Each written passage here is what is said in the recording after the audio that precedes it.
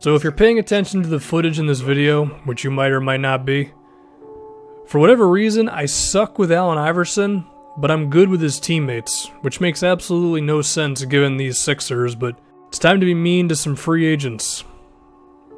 5 free agents in the NBA right now, where if your favorite team is rumored to be looking at these guys, I don't know how excited you really should be. And let's just start with Rudy Gay, who's probably the best player of this whole thing. The thing with Rudy is he's got talent. He can put up some production. About 17, 18 points, 5 rebounds. Might have a big game or some big shots. The thing with Rudy is I just don't see how he really fits onto an NBA team, because he plays like Carmelo Anthony of 5 years ago, but he's not as good as Carmelo Anthony to where you're actually content with him playing that way. Like, he has the ball in his hand a lot in isolations because he's not really an effective off-ball player. He's managed to get to league average from 3 like a couple times in his career, but you're not going to consistently ask him to play off-ball. So he kills your spacing, but then you have to put the ball in his hands, but he's not a good playmaker. But he also can't score enough to where you actually want to put the ball in his hands, and also he's nothing much defensively. And this has pretty much been the narrative of Rudy Gay's career for a while, and it's why the Memphis Grizzlies got better when he was traded. The Toronto Raptors got better when he was traded. Part of me believes he still has some life as like a 6th man type of deal. But I'm going to side on I don't want him on my team. I've seen rumors of the Thunder. I don't see how that makes sense. Westbrook and Paul George just need floor spacers at this point. Rudy Gay is not a floor spacer. So yeah, I'm just not a big fan of Rudy Gay. Next one is Jeff Green.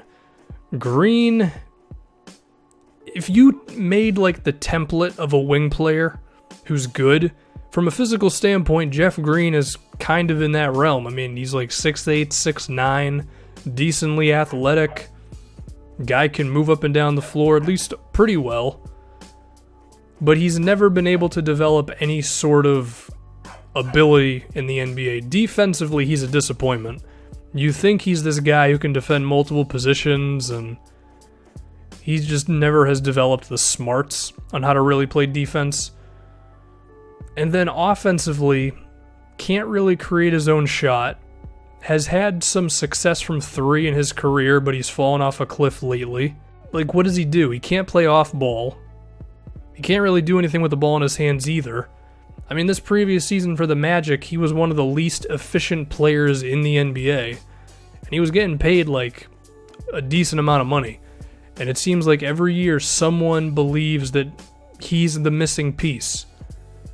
I mean, when the Grizzlies traded for him, he actually still had some value, but you look at the Clippers, they traded a first-round pick for him.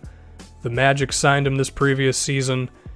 Everyone's hoping for Jeff Green to become something that, at this point, he just flat out is not. And I wonder if it'll happen again this season. Next, we're going to talk about Derrick Rose.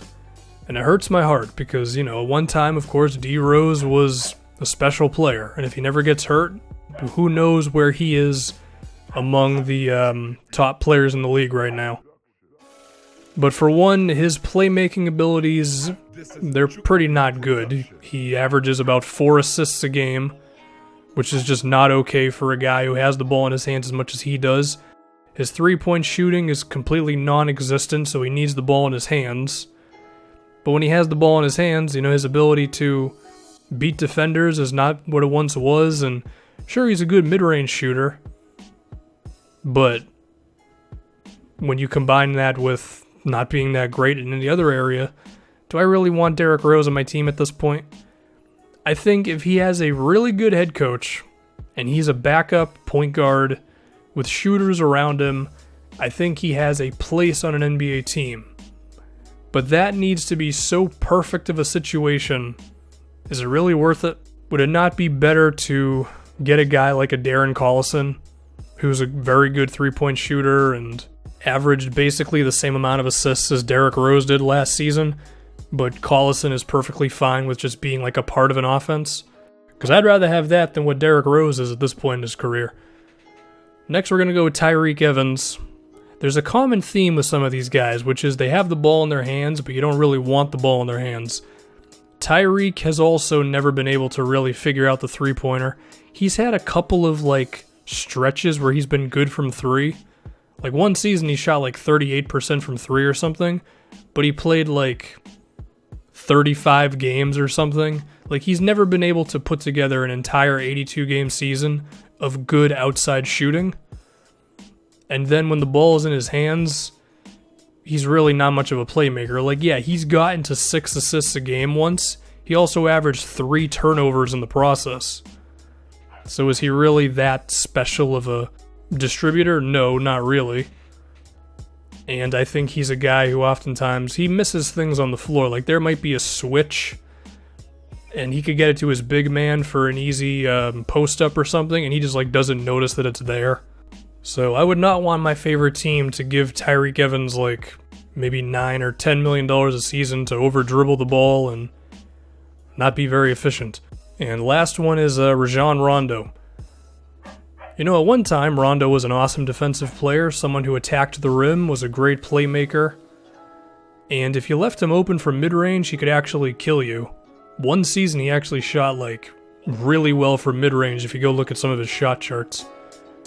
But at this point in his career, Rondo's defense has fallen off. The playmaking is still cool, he can still grab a rebound.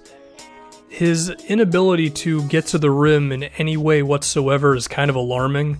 He shot 49.7% at the basket, which is not good at all, and he shot less than 1 free throw a game, so he's not threatening the defense whatsoever, and he's actually grown into a pretty okay wide-open three-point shooter. He shot 37% from 3 this year, but he takes 1.5 a game. He can't create his own threes. He's not going to pull up for a 3 in a pick and roll. He's got to be completely wide open, and that's just when he's willing to attempt it. How many times does he not shoot it, or he holds onto it for a second too long? Basically, Rondo does not attack the defense, he doesn't provide spacing, and he doesn't play defense anymore. And I don't really care that he had a moment against the Celtics in the playoffs. He was really good in Game 2. I'm going to give him that one. But he hasn't been good for a while now, and I don't think 1 or 2 playoff games is suddenly going to make me go, oh, Rajon Rondo's back. He's not back. And you don't want him on your team. So there's 5 guys for you. Again, if your favorite team is looking to get one of these guys, well, good luck to you.